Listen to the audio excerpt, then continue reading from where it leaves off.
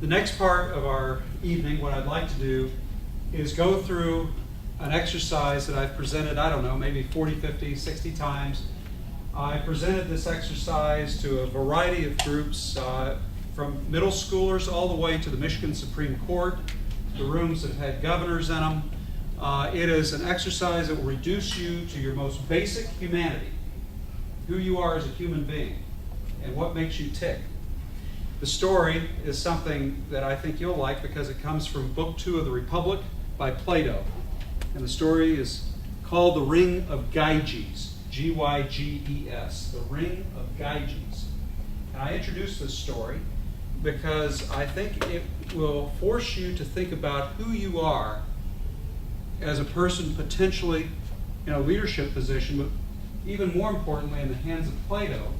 It's a story to tell you who you are if you all of a sudden are becoming a powerful person. Now, the way the story is set up in the Republic, Glaucon actually tells the story. Glaucon is Plato's older brother, and he's in dialogue with Socrates. So when Plato comes along and writes the story later, he's recording, presumably, this dialogue between Socrates and his older brother. And they're discussing the idea of justice and all of the terrible issues that come up when we try to think of all the ways we try to reconcile a loving God or an all-powerful God with seemingly an unjust world.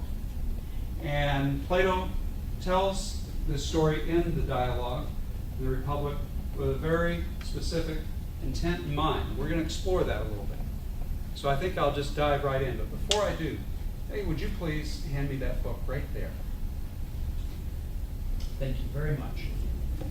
The story is in here, and I'm going to read something a little bit later to you from this. In fact, could I please have you hold this now?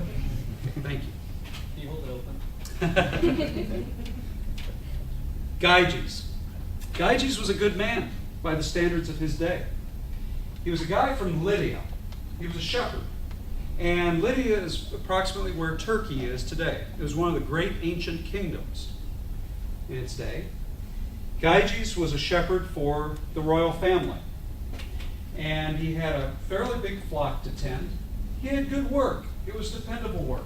He had a wife. He had a nice family. He was a good man by the standards of his day. One day, Geiges was out with his sheep, and a terrific storm came. And coinciding with this rainstorm, which drove Geiges toward a cave that he knew to seek shelter, coinciding with the downpour was an earthquake. So once he gets into the cave and gets most of his flock out of the rain, the earthquake comes along and all of a sudden splits the rocks in the back of the cave open. Geiges takes a torch, and he's just holding up the torch, and he observes that there's a sepulcher. It's a big tomb. Actually looks like a horse back there. He'd never known that it was there. So he pries open the lid of the sepulcher, and inside he sees a cadaver, a human cadaver. And there are two versions of the story at this point. Either there are thousands of jewels bedecking this cadaver, or there's just one ring. Either way, Geiges looks at the ring. And let's say for purposes of this story, it's just one of many of the jewels.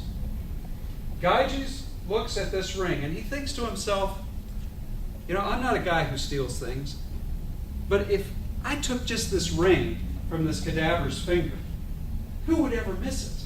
I mean, the tomb was hidden until the earthquake anyway. All the other jewels can be there. I'll just take the one ring. Geiges takes the ring. Now, Geiges has to make an accounting of his sheep to the king.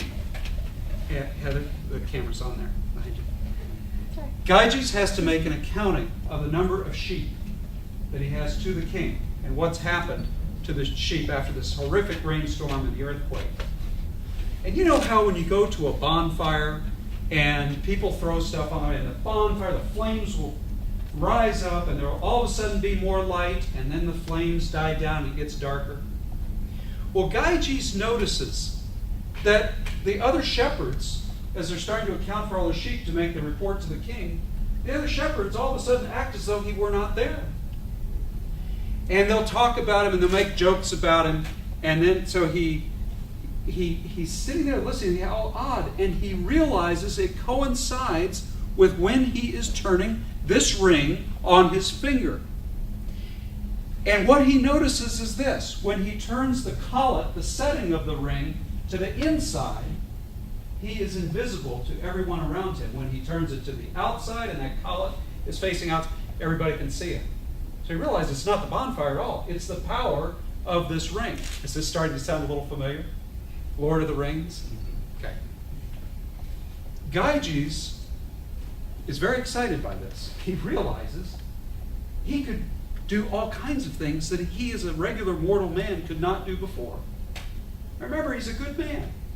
The only thing we know that he's done wrong at this point is he's stolen one ring. But he still regards himself as a great guy.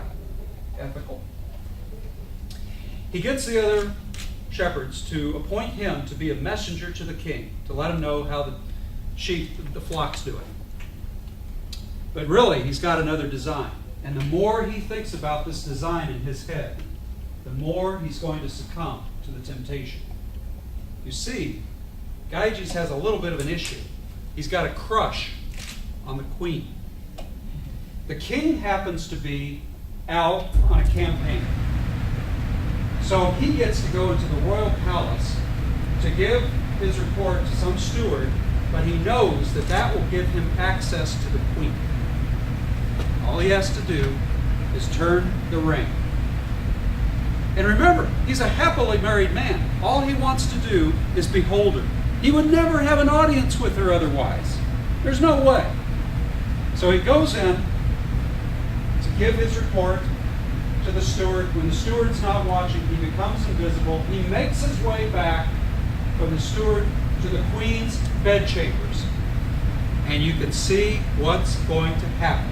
He starts to succumb more and more now to the obvious temptation. He thinks, it's not hurting anybody if I just stay and watch the queen undress and get ready for bed.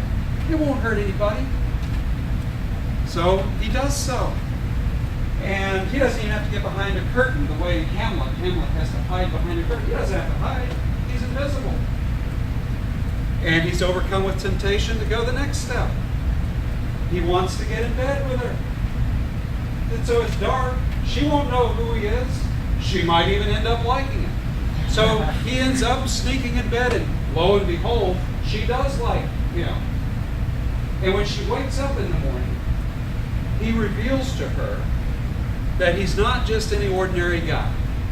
Yeah, she thought he was a shepherd. He's really the most powerful man in the world. And he tells her his secret.